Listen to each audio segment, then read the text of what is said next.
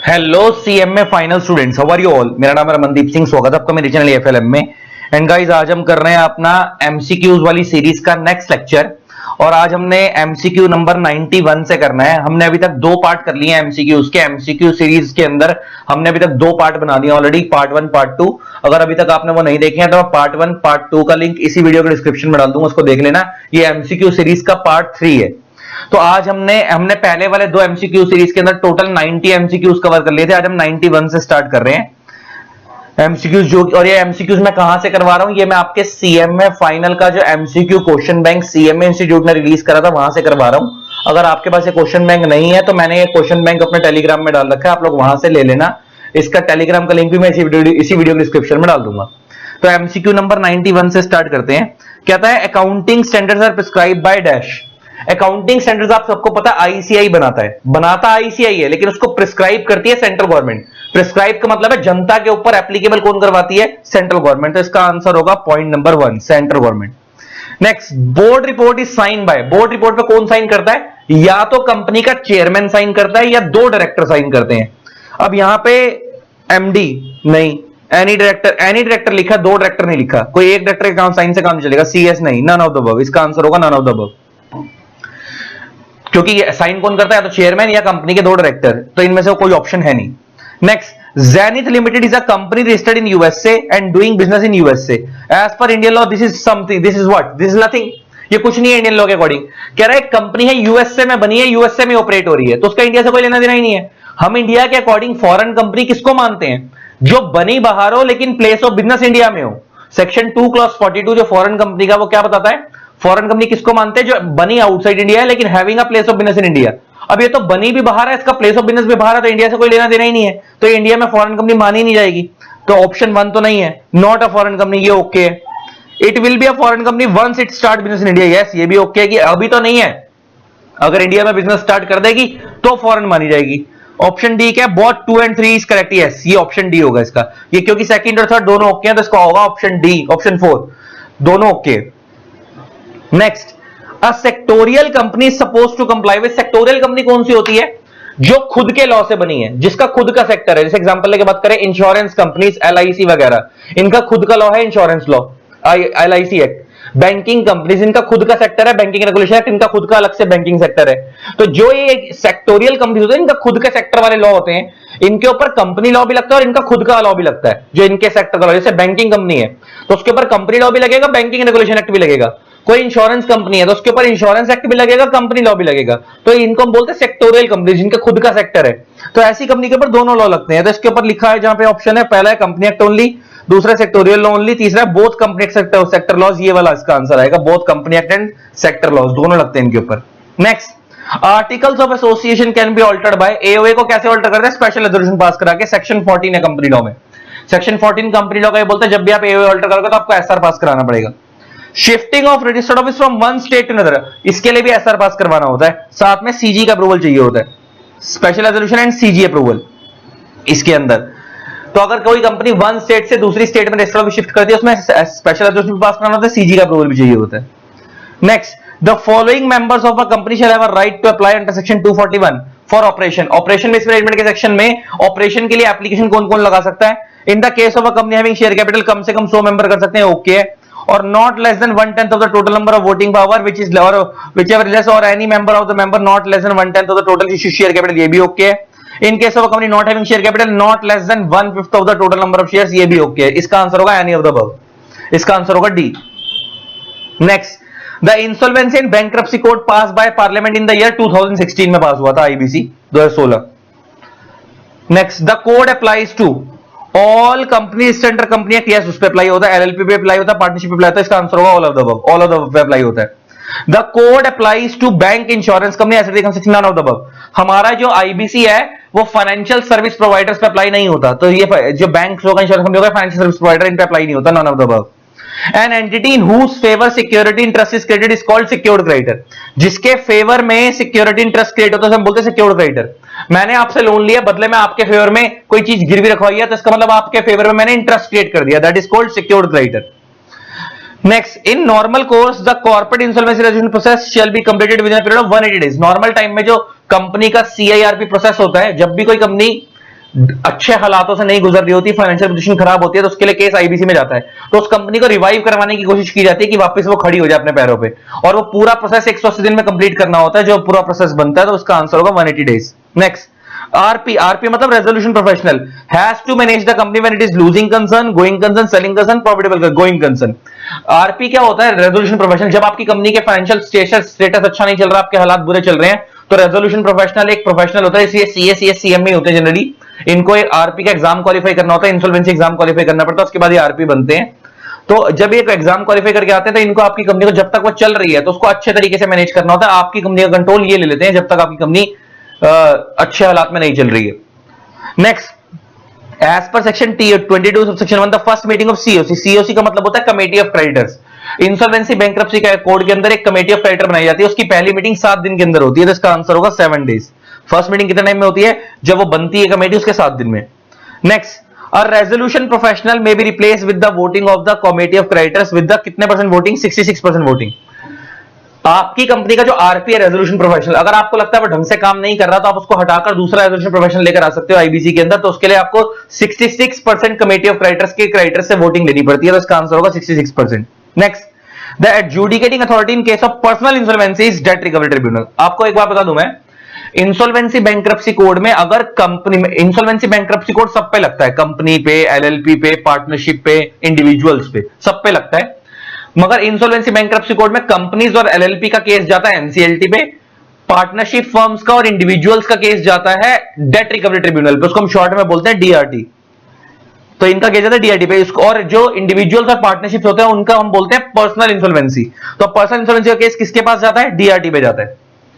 Next, during bankruptcy proceeding bankrupt shall not be appointed as a trustee, public servant से election of sectoral. ये जो bankrupt होता है इंसान, वो कभी भी ट्रस्टी नहीं बन सकता, कुछ नहीं बन सकता। Next, under the insolvency resolution bankruptcy code where the extension is requested the CIRP shall be completed within a period of dash. इसने फिर 180 डेज, यहां पे ना तुम्हारे सजेस्टेड आंसर में इसका आंसर है 180 डेज लिखा, this is wrong, this is wrong. इसका आंसर कोई भी नहीं है इनमें से रॉन्ग। होता क्या है, अभी मैं तुम्हारे को बताता हूं इसका आंसर क्या होगा। यह आंसर ही गलत है, तुम्हारे स्टडी मैट में इसका 180 डेज दिया हुआ है। देखो, हमारे आईबीसी में ना एक प्रोसेस होता है, उसे हम बोलते हैं CIRP process, corporate insolvency resolution process.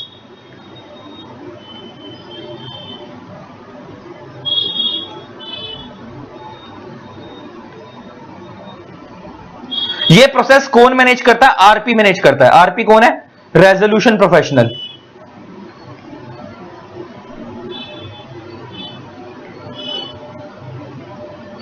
ये प्रोसेस आरपी मैनेज करता है, रेजोल्यूशन प्रोफेशनल। तो ये जो सीआईआरपी प्रोसेस होता है ना, ये आरपी मैनेज करता है। अभी नाम से क्लियर है, कॉर्पोरेट इंसॉल्वेंसी रेजोल्यूशन प्रोसेस की कंपनी की इंसॉल्वेंसी वाली प्रॉब्लम को रिजॉल्व करवाने की कोशिश की जा रही है। अगर किसी कंपनी के फाइनेंशियल हालात बुरे चल रहे हैं तो उसको ठीक करने की कोशिश की जाती है, और वो ठीक कौन करता है? रेजोल्यूशन प्रोफेशनल ठीक करता है, बड़े सारे मेजर्स लेकर। तो ये प्रोसेस 180 डेज में कंप्लीट होता है। कितने टाइम में कंप्लीट होता है? विद इन 180 डेज में कंप्लीट करना होता है।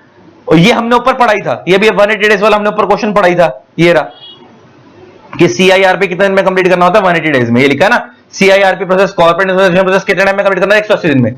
लेकिन अगर ये 180 दिन में कंप्लीट नहीं हो पाता तो हमारे को सरकार एक्सटेंशन देती है 90 दिन की, इसको हम बोलते हैं फर्स्ट एक्सटेंशन। अगर ये इसमें भी कंप्लीट नहीं हो पाता तो 60 डेज की एक एक्सटेंशन और मिलती है, उसको हम बोलते हैं सेकंड एक्सटेंशन। तो टोटल टाइम पीरियड हो गया 180 प्लस 90 270 प्लस 60 330। तो टोटल टाइम पीरियड होता है 330 डेज। टोटल होता है 330 डेज। तुम्हारे ना स्टडी मैट में इसको 360 डेज लिखा हुआ, वो भी गलत है। तुम्हारे स्टडी मैट में इसको 360 डेज लिखा हुआ, वो भी गलत है। इसका एग्जैक्ट आंसर होता है 330 डेज। तो पूरा जो सीआईआरपी का प्रोसेस है वो 330 दिन में क्लियर होता है, एक्सटेंशन मिलाकर। तो यहां पे दो ऑप्शन में से एक ऑप्शन भी होता तो चल जाता, या तो 330 डेज लिखा होता, या 180 प्लस 90 फर्स्ट एक्सटेंशन 270 डेज लिखा होता, तो भी चल जाता।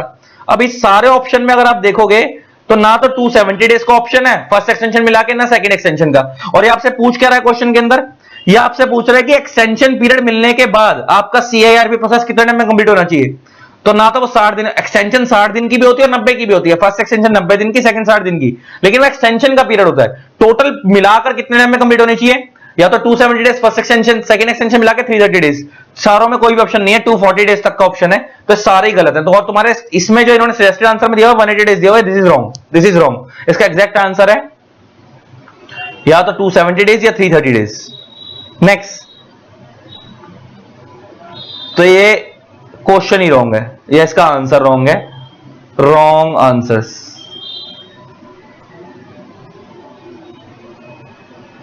अभी तो एक दो और भी हैं ऐसे।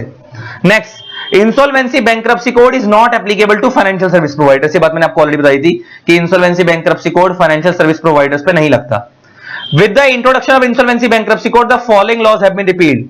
Chapter 19 and chapter 20 of company act ये वाइंडिंग अप में डील करता था।